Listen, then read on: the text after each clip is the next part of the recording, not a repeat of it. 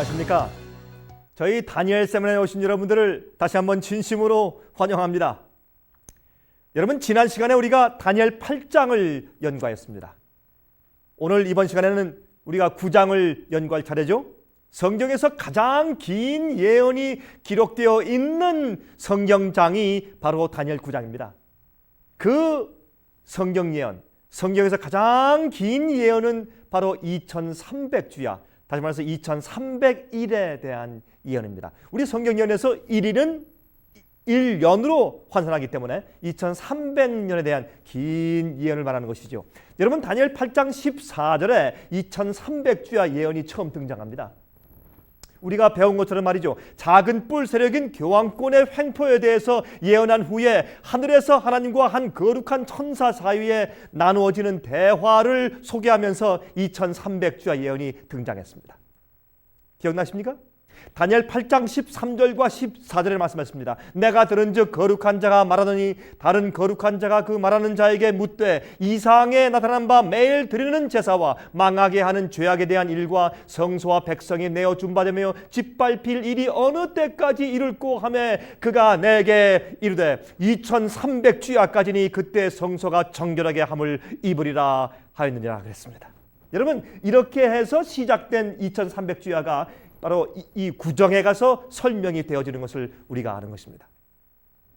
여러분, 이 문맥으로 보아서 2300주야, 2301에 대한 예언은 교황권 세력의 활동 중에서 구속의 의미를 담고 있는 성소 제도의 진리를 짓밟는 일과 명백한 관계가 있는 것을 알 수가 있습니다. 여러분, 한 천사가 물었습니다. 언제 주님이시여 이 성소가 정결케 되겠습니까? 과연 언제나 하나님께서 이 교황권의 횡포를 심판하여서 성도를 신원하여 주시겠습니까? 언제까지 주님께서 가만히 있으시겠습니까? 라고 질문합니다.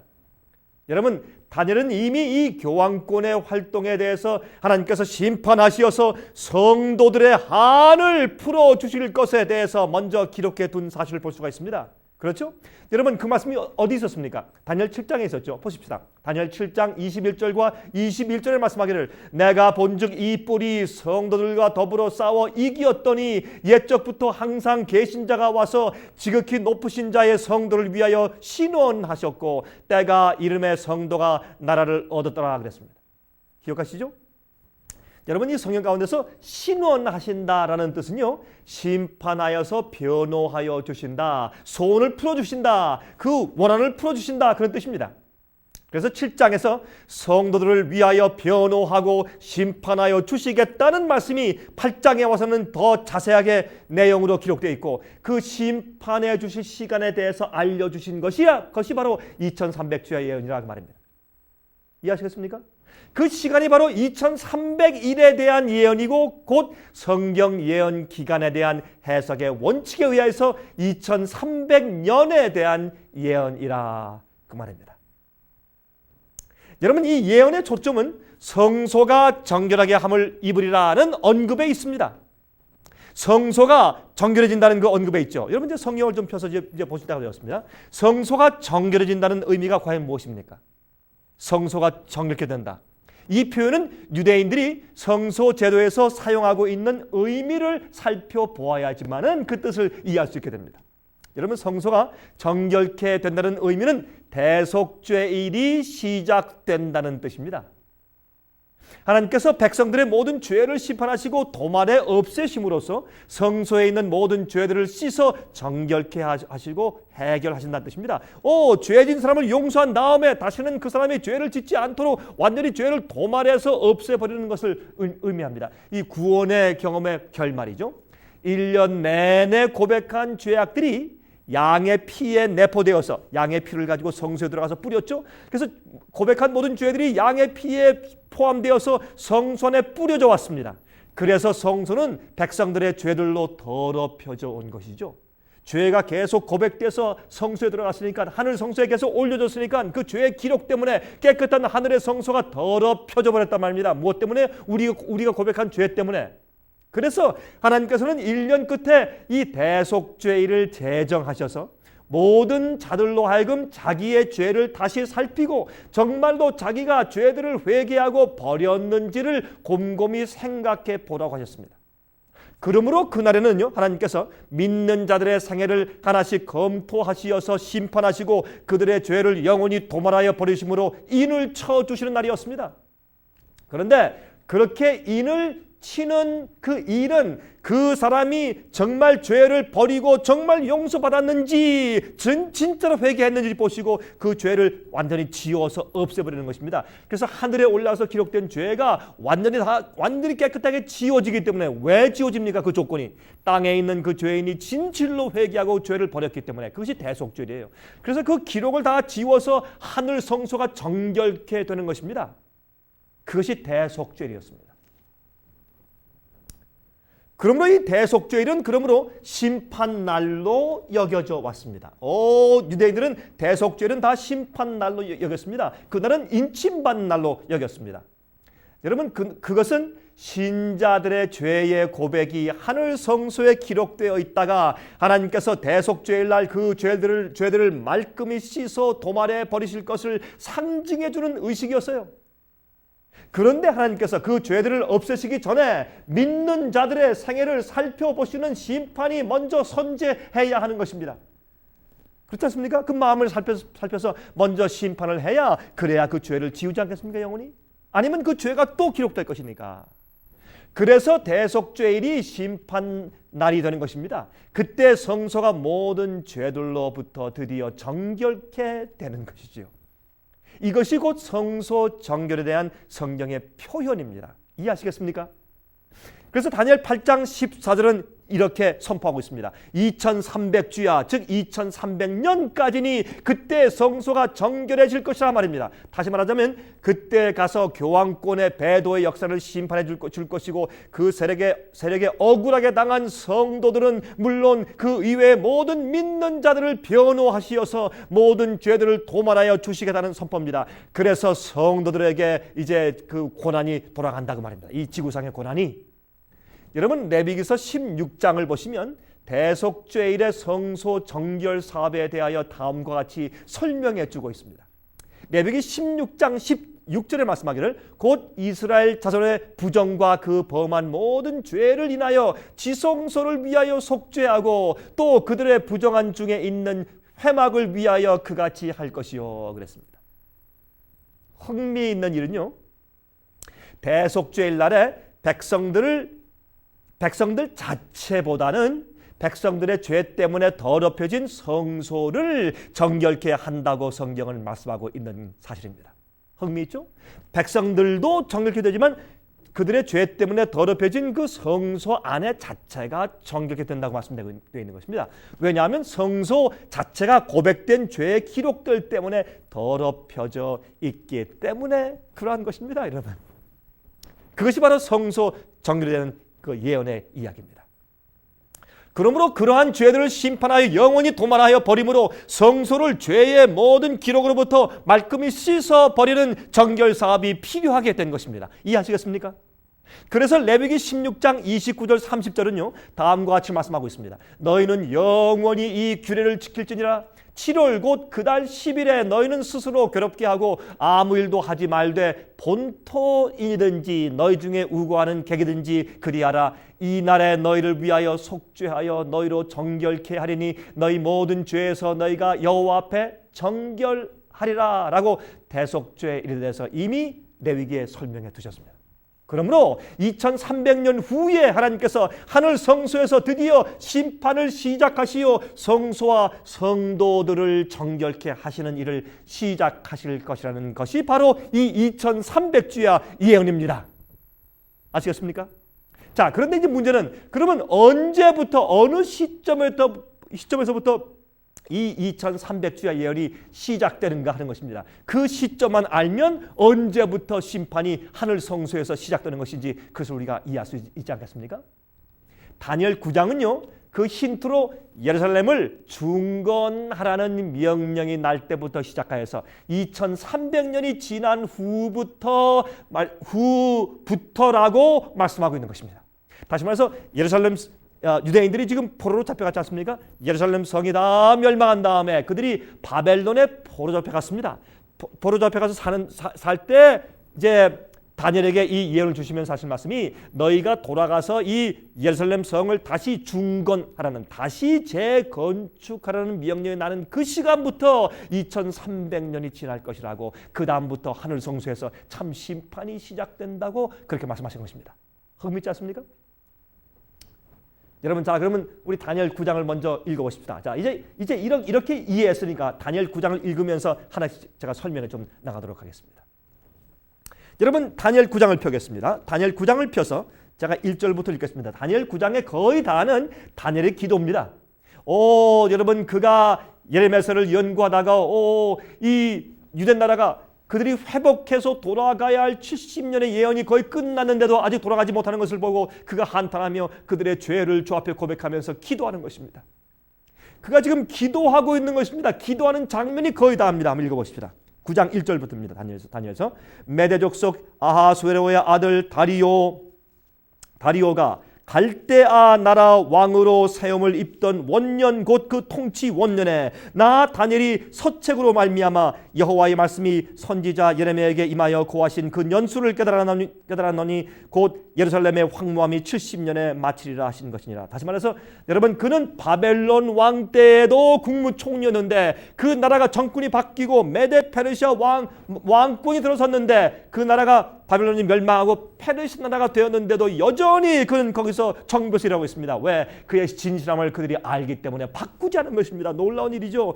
그가 이제 기도합니다. 예루살렘의 이 재건을 그가 기대했는데 이 예레미야의 예언을 그가 알고서 기도하는 것입니다. 3절, 내가 금식하며 베옷을 입고 죄를 무릅쓰고 주 하나님께 기도하며 간구하기를 결심하고 내 하나님 여호와께 기도하며 자복하여 이르기를 크시고 두려워할 주 하나님, 주를 사랑하고 주의 계명을 지키는 자를 위하여 언약을 지키시고 그에게 인자를 베푸시는 자시여, 우리는 이미 범죄하여 패역하여 행악하며 반역하여 주의 법도와 규례를 떠나싸우며 우리가 또 주의 종 선지자들이 주의 이름으로 우리의 열왕과 우리의 방백과 열조와 온 국민에게 말씀한 것을 듣지 아니하였나이다.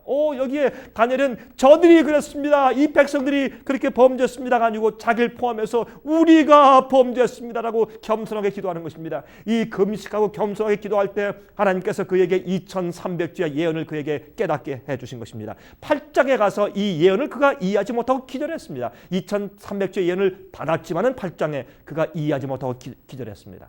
그래서 주님께서 그가 이렇게 기도할 때 그에게 2300조 예언을 9장에서 깨닫게 해주시는 것을 우리가 보게 됩니다.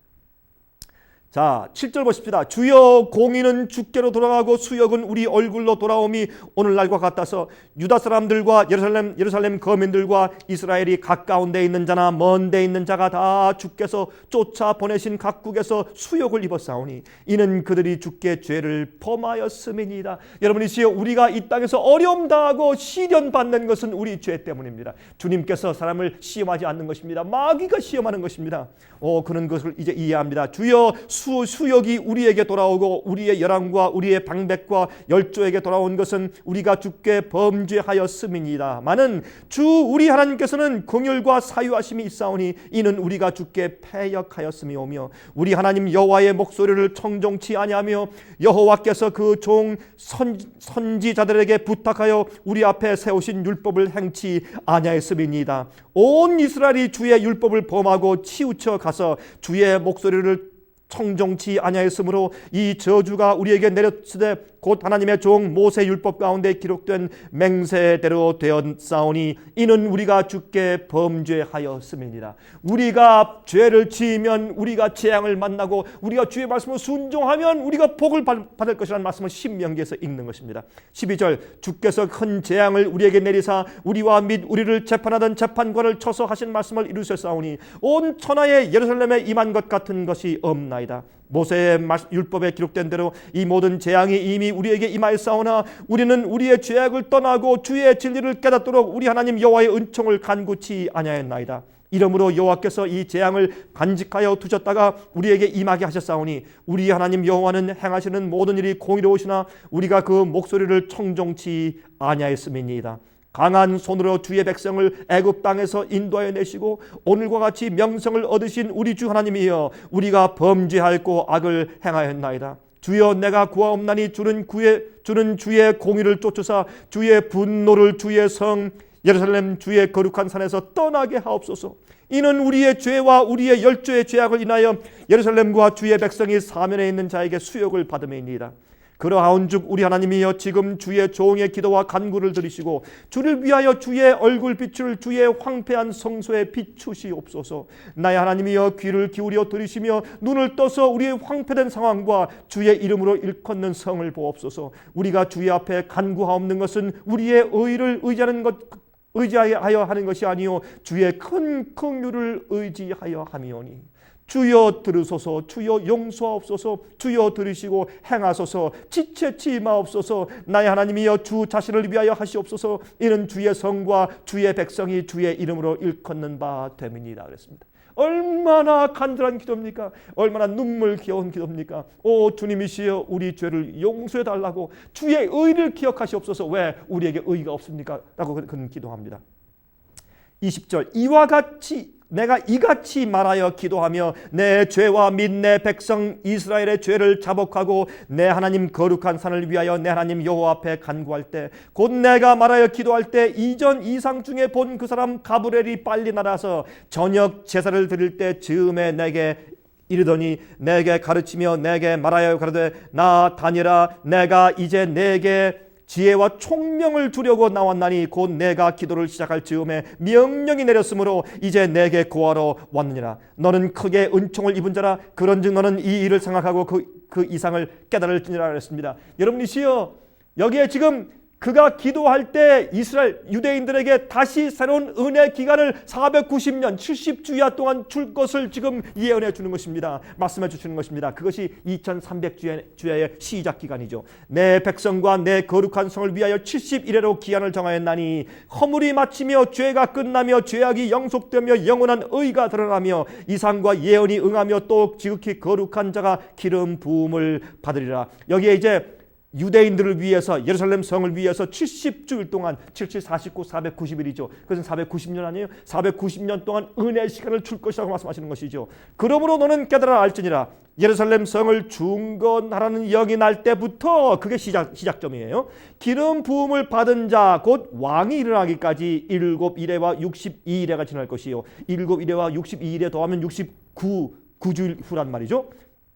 그때 곤란한 동안에 성이 중건되어 거리와 해자가 이룰 것이며 62일의 후에 기름 부음을 받은 자가 끊어져 없어질 것이며 장차 한 왕의 백성이 와서 그 성읍과 성소를 회파하려니와 그의 종말은 홍수의 엄몰됨 같을 것이며 또 끝까지 전쟁이 있으리니 황폐할 것이 작정되었느니라. 그가 장차 많은 사람으로 더불어 한 일해 동안의 언약을 굳게 정하겠고 그가 그 일의 절반에 제사와 예물을 금지할 것이며 또 강포하여 미운 물건이 날개를 의지하여 설 것이며 또 이미 정한 종말까지 진노가 황폐케 하는 자에게 쏟아지리라 하니라 그랬습니다. 여러분 한 가지 알고 진행할 것이 있습니다. 그것은 9장에 2300주야라는 말이 나옵니다. 어떻게 여러분 9장에 나오는 이 예언이 말이죠. 여러분 9장에 2300주야라는 말이 나오지 않습니까? 어떻게 9장에 나오는 유대인들을 위한 은혜 기간인 이 490년의 예언 기간이요 2300주야 예언과 연결되는 같은 것인지를 이해하는 일이 필요합니다. 여러분 8장에서 말이죠. 다니엘은 2300년에 대한 이상을 본 후에 이해하지 못하고 기절하였었죠. 그래서 하나님께서는 그 중요한 계시를 다니엘에게 이해시키기 위해서 가브리엘 천사를 파송해 주신 것입니다. 9장에 그가 기도하고 있을 때 여기에서 우리는 중요한 또 하나의 힌트를 발견하게 되죠. 다니엘 9장 21절부터 23절을 보면 곧 내가 말하여 기도할 때에 이전 이상 중에 본 이 사람 가브리엘이 빨리 날아서 저녁 제사를 드릴 때 즈음에 내게 이르더니 내게 가르치며 내게 말하여 가로되 다니엘아 내가 이제 내게 지혜와 총명을 주려고 나왔나니 곧 내가 기도를 시작할 즈음에 명령이 내렸으므로 이제 내게 구하러 왔느니라. 너는 크게 은총을 입은 자라. 그런즉 너는 이 일을 생각하고 그 이상을 깨달을지니라 그랬습니다. 자, 우리 이 말씀 드리기 전에 먼저 아십시다. 8장에 2300주야 예언을 주신 다음에 다니엘이 이해하지 못했어요. 그 다음에 9장에 그 예언 해석이 나오기 때문에 다니엘 9장에 2300주야라는 언급이 없더라도 다니엘 9장 그때 나오는 그 예언 해석은 그 전에 8장에서 이해되지 못한 2300주의 예언에 대한 해석일 수밖에 없는 것입니다. 다른 예언이 없으니까, 설명할 예언이 없으니까. 또한 여기 지금 읽은 것처럼 말이죠. 여기에서 지금 이 가브리엘 천사가 말한 것처럼 여기에서 이상, 계시라는 단어가 2번 나옵니다. 이상은 계시죠. 원래 히브리 말로 각각 다른 단어가 사용되었어요. 첫 번째, 그전 이상 중에 본 이상이라는 뜻은 말할 때 그 단어는 이상은 히브리 말로 하존입니다. 하존. 근데 두 번째 가브리엘이 말한 그 이상을 깨달으라 할 때 두 번째 이 인용한 그 단어는 마레입니다. 마레. 그런데 다니엘 8장 17절에 말이죠. 2300년에 대한 이상을 언급할 때 그때 8장에서 쓴 그 히브리 단어는 마레라는 단어를 썼습니다. 마레. 그래서 다니엘 8장 17절에 가서 말이죠. 그가 나의 선 곳으로 나왔는데 그가 나올 때 내가 두려워서 얼굴을 땅에 대고 엎드림에 그가 내게 이르되 인자야 깨달아 알라. 이 이상은, 이 마레는 정한 때 끝에 관한 것이니라. 그렇게 이미 적어 놓았단 말입니다. 8장에 가서. 그러므로 9장에서 가브리엘 천사가 깨달으라고 설명하여 주는 이 이상은 말이죠. 바로 2300년에 대한 이상이고 또 즉 다니엘이 들었지만 이해하지 못하고 기절하였었던 그 이상을 말하는 것입니다. 또 다른 한 가지가 있는데 다니엘 9장 24절에 말이죠. 그 자체가 그 의미를 부여하고 있습니다. 자, 지금 간단하게 제가 요약할게요. 8장에 말씀됐던 2300주야 예언을 그때 이해 못했으니까 9장에 설명한 내용이 2300주야 예언의 설명인 것을 알 수 있고 또 여러분 이 2300주야에 대한 날짜 일시에 대한 예언을 말할 때는 마레라고 썼어요. 단어를 히브리 말로.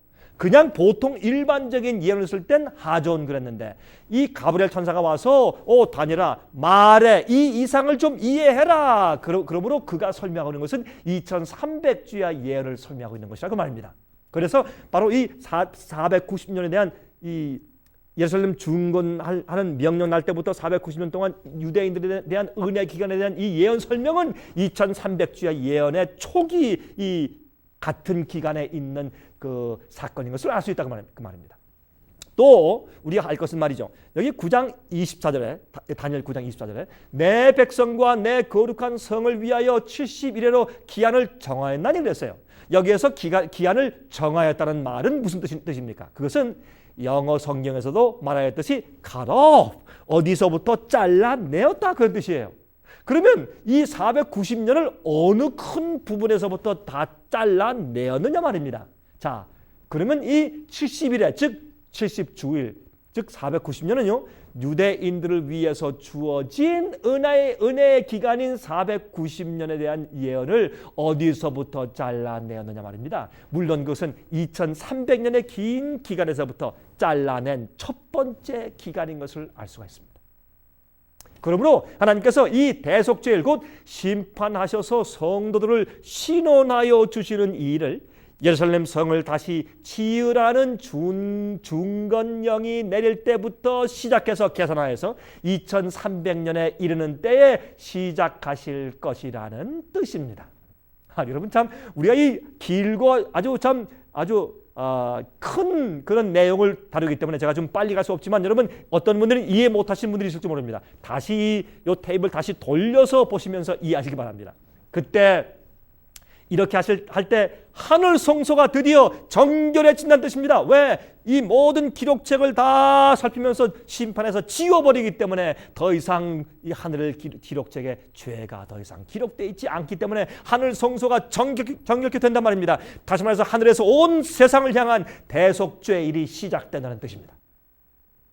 하지만 그 시작 지점에서 말이죠. 490년은 유대인들을 위하여서 다시 은혜의 기간으로 주시는 것이라고 말씀하신 것입니다.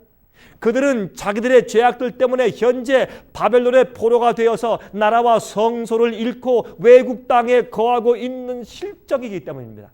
성소가 그래서 정결하여 진다는 말은 유대인들의 성소 언어인 것입니다. 성소를 이해할 때 그것을 이해할 수 있어요. 그것은 대속죄일을 의미하는 말입니다. 그날은 심판의 날이었습니다. 그러므로 성경에서 가장 긴 이 2300년에 대한 예언은 우리 모든 믿는 자들에게 중요한 의미를 갖는 엄숙한 예언이 아닐 수가 없어요. 예수께서 이 땅에 다시 재림하시기 전에 심판을 시작하시는 것입니다. 먼저 하늘에서 심판이 있고 그 다음에 예수께서 오시는 것입니다. 여러분, 성경은요, 하나님께서 당신의 교회를 먼저 살피고 심판하신 후에야 이 땅에 재림하실 것이라는 사실에 대해서 명백하게 설명해 주고 있습니다. 이 이상은 끝날 마지막 때에 관한 일이라고 하나님께서 말씀하시고 있지 않습니까, 여러분? 여러분, 성경 예언의 원칙 중에 하나가 1일이 1년이죠. 70주일도 마찬가지로 70 곱하기 7 하여서 490일이 되는데 그것은 예언의 기간의 해석의 원칙에서 490년을 말합니다. 그러므로 하나님께서는 반역하여서 바벨론으로 끌려가 있는 유대인들의 은혜 기간을 490년간 다시 주실 것이라는 뜻을 말씀하시는 것입니다. 이 2300년간의 예언은요, 다니엘이 살아있던 어느 시점에서부터 시작하여서 처음 490년 동안은 유대인들을 위한 은혜 기간이 될 것이고 그 이후에 남은 1810년은 이 세상을 향한 은혜 기간이 될 것이고 1810년이 지나면, 왜냐하면 2300년에서 490년을 빼면 180년이 나오지 않습니까? 그래서 490년과 1810년이 지나면 다시 말해서 490년의 기간을 지나고 또다시 1810년의 기간을 지나면 마지막 시대에 이르게 된다는 뜻입니다. 말씀란 말입니다. 490년은 유대인들을 위한 은혜 기간이고 1810년 동안은 온 세상 사람들을 위한 은혜 기간이라는 것입니다.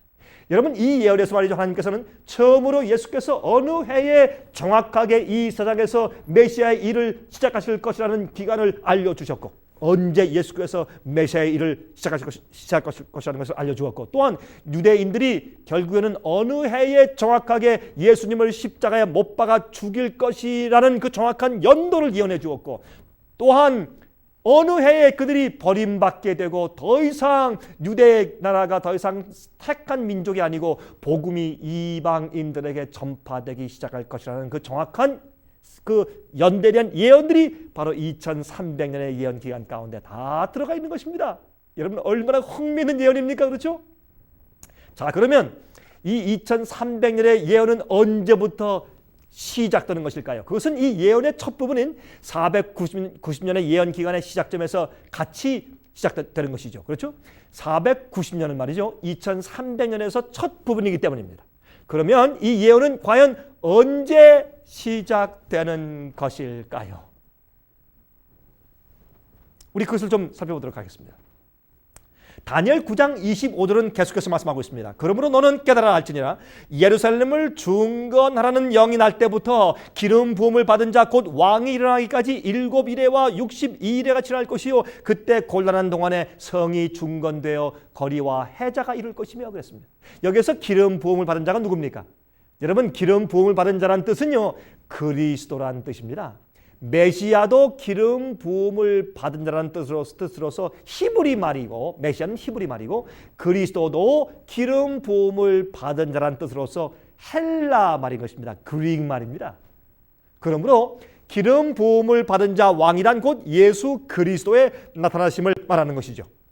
여러분, 성경은 말이죠, 예수께서 이 땅에 오셔서 사실 정확한 기간을 말하여 주었습니다. 예수 그리스도는 보통 인간이 아니십니다. 그분은 하나님의 아들이시며 성경에 정확하게 예언하여 둔 우리의 구세주이십니다. 이 성경절에서 가브리엘은 우리에게 깨달아 알라라고 말하고 있습니다. 여러분, 그렇다면 우리가 이해할 수가 있단 말일까요? 그렇고 말고요. 깨달아 알라가 했습니다. 또한 반드시 이해해야 하는 중요한 예언일까요? 그렇고 말고요. 여러분, 가브리엘 천사는 말이죠, 우리에게 깨달아 알라고 촉구하고 있습니다. 자, 그런데 이 모든 예언의 시작이 말이죠, 예루살렘을 중건하라는 명령, 즉 바벨론에 의하여 멸망되고 파괴되어 있는 예루살렘 도성을 다시 지으라는 명령이 날 때부터 시작한다고 천사 가브리엘이 설명하여 주었습니다. 이것은 놀라운 열쇠가 아닐 수 없습니다. 2300주년의 시작 기간입니다. 그러면 언제 포로로 잡혀가 있는 유대인들에게 고향 땅으로 돌아가서 예루살렘을 다시 건설하라는 명령이 났는지 찾으면 되는 것이 아니겠습니까? 여러분, 그런데 성경 에스라 7장 7절을 보면 그 해답이 있어요. 에스라 7장 7절을 보면 예루살렘으로 돌아가서 성을 다시 건축하라고 명령해 준 그 연도가 잘 기록되어 있는 것을 찾아볼 수가 있습니다. 얼마나 감사한 일입니까? 이제 이 2300년의 예언의 수수께끼가 드디어 서서히 풀려 나가기 시작합니다. 여러분, 페르시아 제국의 왕이었던 아닥사스다 왕은요, 은과 금과 자료들을 주면서 유대인들이 고향 땅으로 돌아가 자기들의 무너진 성전과 성을 다시 건축하도록 허락하는 명령을 내려준 사실이 기록되었습니다. 여러분, 에스라 7장 7절입니다. 아닥사스다 왕 7년에 이스라엘 자손과 제사장들과 레위인들과 노래하는 자들과 문지기들과 느리님 사람들 중에 몇 사람이 예루살렘으로 올라올 때에 그랬습니다. 여러분, 여기에 분명히 이 예언의 시작점인 예루살렘을 중건하라는 명령이 난 해가 정확하게 기록되어 있습니다. 그 해는 역사적으로 페르시아 나라의 아닥사스다 왕 몇 년이라고요? 7년. 그가 즉위한 지 7년째 되는 해라고 했습니다. 그것은 바로 여러분 역사적으로 볼 때 BC 457년인 것입니다. 역사적으로. 그런데 가브리엘 천사는 말이죠. 기름 부음을 받은 왕 곧 그리스도가 나타나기까지 62주일과 7일을 지날 것이라고 그랬어요. 62주일과 7주일 도합해서 얼마입니까? 69주일을 지낼 것이라고 말하고 있는 것입니다. 69주일을 지내서 이제 그런 일이 그 다음에 예수께서 오신다고 말씀하고 있는 것입니다. 여러분, 62주일과 2주일은 도합해서 69주일이죠. 69주일을 말하는 것입니다. 그러면 69주일은 며칠입니까? 69주일 곱하기 7 맞습니다. 483일이죠. 483일입니다. 그러면 예언 기간의 원칙을 적용시키면 1일이 몇 년이라고요? 1일이 1년이죠. 그러므로 다시 말하면 예루살렘을 중건하라는 명령이 내린 BC 457년부터 시작해서 483년 후에는 누가요? 메시아 곧 그리스도가 나타난다는 예언인 것입니다. 얼마나 놀라운 예언입니까? 한 가지 우리가 계산하기 전에 알아야 할 것이 있는데 그것은 BC에서 AD로 서기 전에서 서기 후로 BC에서 AD로 넘어갈 때 다시 말해서 서기 전에서 주후로 넘어갈 때에는 0년이 없기 때문에 BC 1년에서 그 다음에가 AD 1년이 되어버리기 때문에 그 실제적인 계산에서는 말이죠. 1년을 더해야 하는 것입니다. 이 계산 수학적으로 계산할 때. 자, 그러면 함께 우리가 계산해 보도록 하십시다. BC 457년부터 시작해서 69주일인 483년을 앞으로 더해가면 얼마가 나옵니까? AD 26년이 나옵니다. 거기에다가 얼마를 보태줘야 합니까? 가운데 있는 0년이 없기 때문에 BC에서 AD로 넘어가는 1년을 더해줘야 하기 때문에 AD 27년이 됩니다. 그런데 여러분이시여, AD 27년에 어떠한 사건이 있었습니까? 여러분, 놀랍게도 그 해가 바로 예수께서 요단강에서 침례를 받으시고 드디어 성령이 만 다음에 메시아로서 공중 전도 사업을 시작하신 바로 그 똑같은 해가 되는 것입니다. 얼마나 놀라운 일입니까? 그래서 사도행전 10장 38절은 하나님이 나사렛 예수께서 성령과 능력을 기름 붓듯 하나님이 나사렛 예수에게 성령과 능력을 기름 붓듯 하셨음에 라고 말씀한 것입니다. 예수께서 말이죠.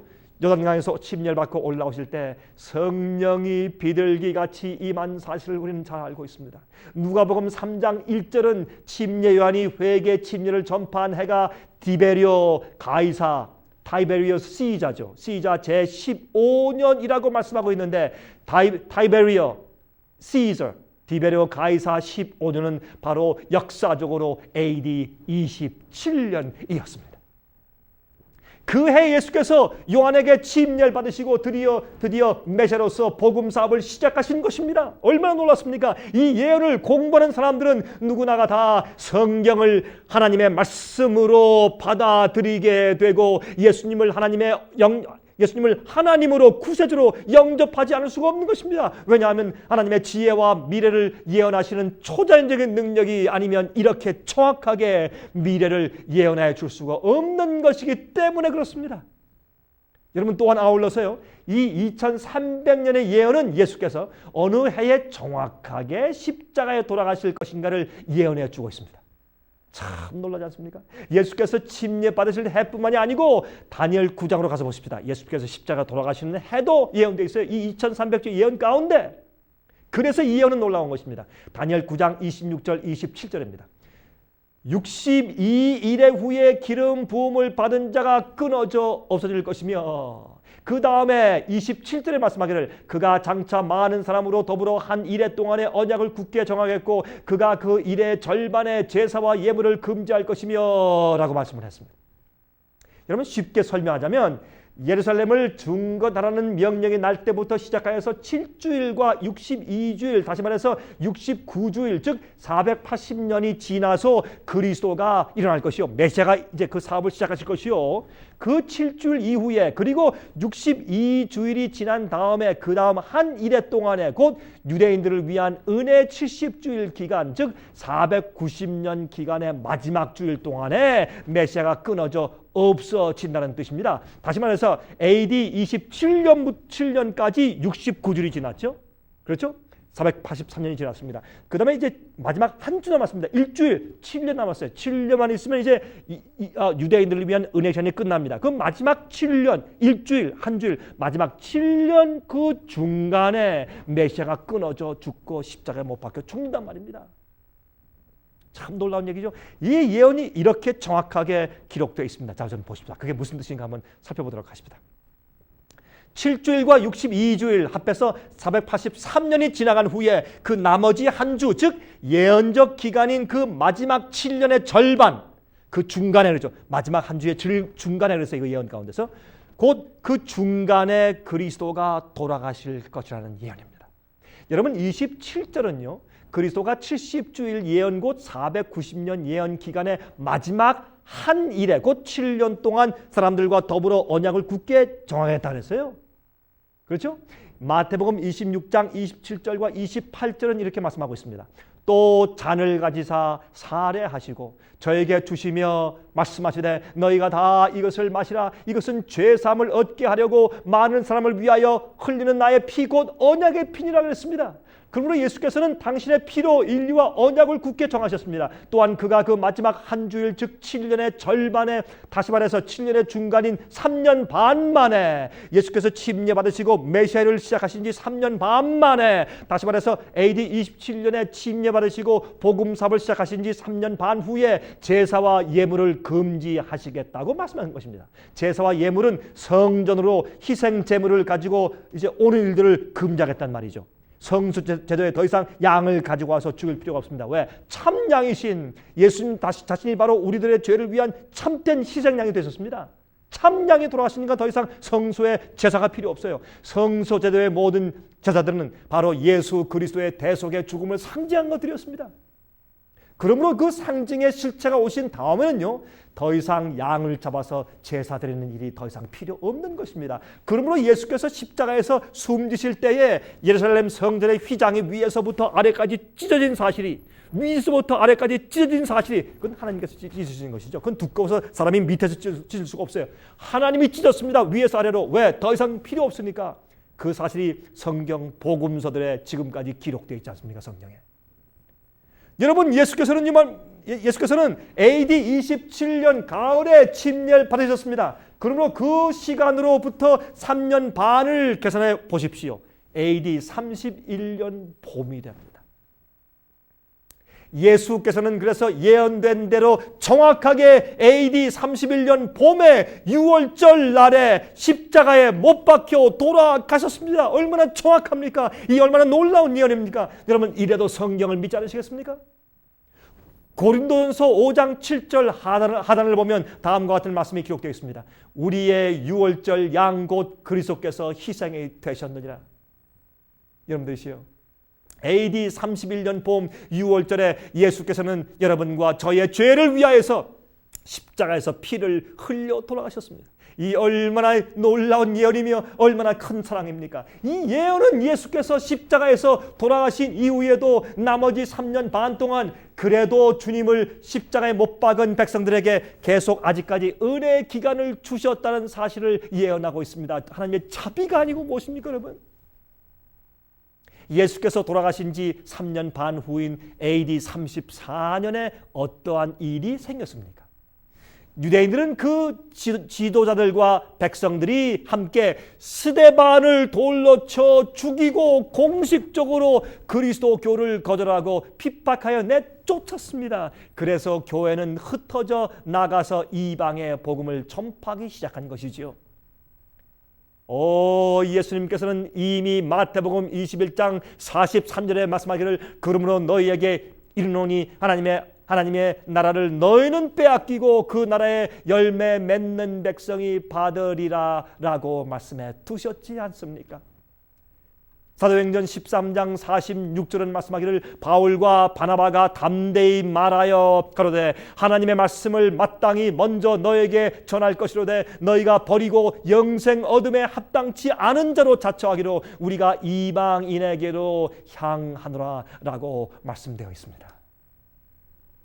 이 다니엘서의 예언은 빈틈없이 정확하게 성취되었습니다. 여러분, 놀라운 얘기입니다. 우린 주의 말씀을 신뢰할 수밖에 없습니다. 이것이 주의 예언입니다.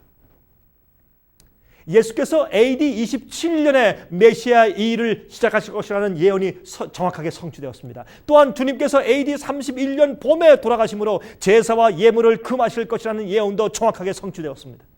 또한 유대인들이 예수님을 못 받고 진리를 거절하였으며 드디어 스데반을 돌로 쳐 죽이면서 그리스도교를 내어 쫓음으로 그들의 은혜 기간이 AD 34년도에 끝나게 될 것이라는 기간적인 예언도 놀라웁게 그대로 정확하게 성취되었습니다.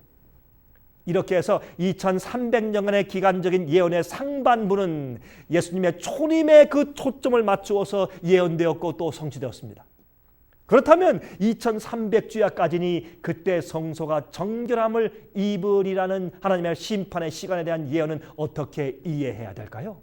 여러분, 2300년에서 유대인들의 기간이었던 490년을 빼고 나면 얼마나 남습니까? 1810년이 남습니다. 그러므로 이 예언의 시작점인 BC 457년부터 시작해서 1810년을 앞으로 계산해 나가면 여러분 물론 0년이 없으니까 1년 더해야죠. 1844년이 나오게 되는 것입니다. 이 이유 때문에 1830년도 말기부터 미국과 유럽 그리고 남미에서도 예수께서 1844년도에 재림하실 것이라고 설교하는 일들이 열렬하게 온 세상에서 부흥운동이 일어나기 시작했습니다. 왜? 그들은 이 다니엘의 2300주의 예언을 연구했기 때문에. 지금은 사람들이 다 잊어버렸지만 옛날에는 굉장히 열렬히 연구했습니다. 그들은 장로교회, 감리교회, 침례교회, 성결교회, 회중교회 등 총망라한 이런 교파에서 신앙생활을 하고 있던 사람들이었습니다. 그러나 그들이 주님의 오심을 사모했으며 진실되게 준비하려고 했을지라도 그 적용을 잘못함으로 크게 실망하는 경험들을 하게 되었어요. 여러분, 예수께서 오시는 날과 시간은 아무도 모른다고 했습니다. 그 당시 성경 학자들도 그들이 해석하는 이 다니엘 2300주야 예언 해석만큼은 너무나 정확하게 들어맞아 왔기 때문에 그 예언 자체는 반박할 수 없었습니다. 그들이 실망했어도. 그러나 그 재림을 기다리던 교인들은 말이죠, 그때가 하늘에서 이루어지고 있는 성소를 정결케 하는 하나님의 심판 사업을 가리키는 것인지 이 세상에서 실제적으로 일어날 사건은 아니라는 사실을 알지 못했던 것입니다. 하늘 성소에서 일어나는 심판을 말하는 것이지 이 땅에 있는 사건이 아닌 것을 그들이 이해하지 못했어요. 하지만 그들의 실망의 경험들 때문에 많은 그리스도인들은 마지막 하나님의 심판의 기간에 대하여 관심을 갖고 이해하기 시작하게 된 것입니다. 이 세상은 2300년의 예언 기간이 끝나면서 이미 완전히 이 세상 종말의 때에 접어들게 된 것입니다. 여러분들께서 저희가 편에는 월간지 살아남는 이들 제16호와 19호를 보시면요, 다니엘 예언 중에 또 하나의 기간 예언인 1260년 기간의 작은 뿔의 세력이 성도들을 핍박하는 시기에 대한 예언을 공부하게 되실 것입니다. 여러분, 우리 월간지를 계속 읽어보십시오. 아직 받지 못하신 분들은 말이죠, 저희 사무실로 연락 주시면 곧 보내드리도록 하겠습니다. 여러분, 그 1260년의 예언은 말이죠, 1798년도의 끝을 마치게 됩니다. 그때부터 그리스도인들은 이 세상이 말세가 되었다고 말하기 시작했습니다. 노아 때도 120년간 은혜의 기간이 있었지 않습니까, 여러분? 여러분, 노아 때도 120년 기간을 주었어요. 여러분이시여, 1798년도를 전후로 해서 교황권이 한때 몰락하게 되었습니다. 불란서 혁명이 일어나서 무신론 세력이 기치를 들기 시작했습니다. 세계 국가들의 면모가 달라지기 시작했어요. 미국이 건국하여서 일어났으며 이 세상 역사가 드디어 말세를 가르치고 있는 예언들의 시대로 접어들게 되었습니다.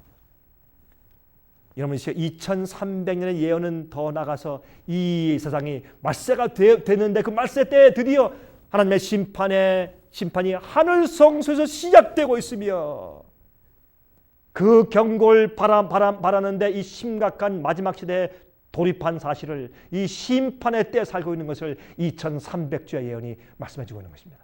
여러분, 1844년도가 지나서 이 세상은 말이죠, 벨하우젠스의 성경의 권위를 비판하는 고등 비판의 소리가 크게 나타나기 시작했고, 니체가 일어나서 하나님의 존재를 의심하는 회의주의의 씨를 뿌리기 시작했으며, 1859년도에는 드디어 다윈의 진화론이 소개되었습니다. 창조를 부인하고 진화론이 소개되었습니다. 하나님의 창조를 무시하고 부인하는 반역적인 운동들이 세상을 온통 뒤덮기 시작했습니다. 여러분, 1865년도에 말이죠, 맨델의 유전 법칙의 발표 결과로 다윈의 진화론이 완전히 무너졌음에도 불구하고 하나님이 없었으면 좋겠다고 느끼는 인간들이 성경의 하나님을 부인하고 무신론적인 사상으로 이 지구를 가득 채우기 시작하게 된 것입니다. 이럴 때 하나님께서는 계시록 14장 7절을 통해서 하나님을 두려워하고 그에게 영광을 돌리라, 이는 그의 무슨 시간이? 심판하실 시간이 이르렀음이니 하늘과 땅과 바다와 물들의 근원을 만드신 이를 경배하라고 경고하시기 시작하신 것입니다. 여러분이세요. 여러분들 마음 가운데 또 한 가지 의문이 있을 줄로 압니다. 그것은 2300년의 예언 기간이 끝난 지 150여 년이 되었는데도 아직 아무런 일도 일어나지 않고 있다는 사실입니다. 여러분 아십니까? 예수께서는 인자의 때도 노아의 때와 같을 것이라고 말했습니다. 노아는 120년 동안 홍수로 세상이 멸망할 것이라고 외쳤습니다. 120년간의 긴 세월 동안 아무런 일도 일어나지 않은 것처럼 보였습니다. 마찬가지로 지금도 1844년도에 하늘에서 지성소에서 정결사업과 심판사업이 각 계례된 심판사업이 진행 중에 있지만, 죽은 자부터 시작해서 계속 심판하고 해서 죄를 씻어버리고 도만해서 없애버리는 일을 하고 있지만 많은 사람이 이해하지 못하고 있습니다. 왜? 아무런 일이 생기지 않는 것 같으니까. 그러나 기억하십시오. 분명히 주의 말씀은 이루어집니다. 홍수가 온다는 약속이 이루어져서 홍수가 와서 노아 때 홍수가 있어서 사람들이 멸망한 것처럼 이제 불로 세상이 멸망당할 것이고 예수께서 이 땅에 재림하실 것입니다. 여러분 준비되어 있습니까? 2300주야 예언은 하늘에서 이미 하늘 성소의 정결사업, 즉 심판사업이 시작되었다고 말씀하고 있습니다. 지금 우리가 엄숙한 시대에 살고 있어요. 지금은 세상의 마지막 시작한 시간입니다. 여러분 준비되어 있습니까? 다니엘 9장의 예언은 놀라운 예언입니다. 믿지 않으려야 않을 수가 없습니다. 진실로 마음이 정직하게 진리를 찾는 사람은 부인할 수 없는 예언입니다. 주님께서 여러분과 여러분 가정을 이 심판의 때에 정결케 하시고 보호하시길 바랍니다. 진실되게 믿으십시오. 말씀대로 사십시오. 주의 뜻대로 사십시오. 믿는다고 말만 하지 말고 진리대로 따라 사시며 자기를 부인하고 매일 십자가를 지고 주님 따르시기 바랍니다. 제가 다음 시간에 다니엘 10장을 연구할 때 다시 뵙겠습니다. 안녕히 계십시오.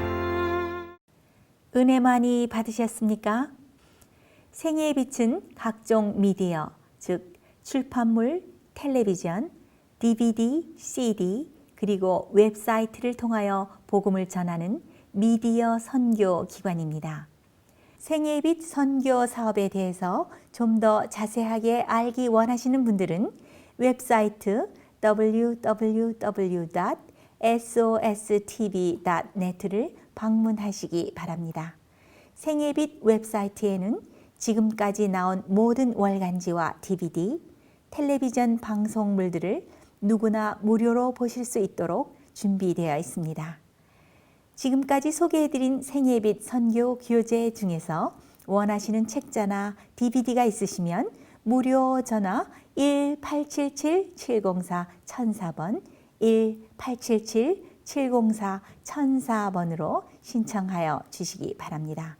미국 동부 시간으로 월요일부터 금요일까지 9시에서 5시 사이에 전화해 주시면 감사하겠습니다. 그럼 다음 시간까지 안녕히 계십시오.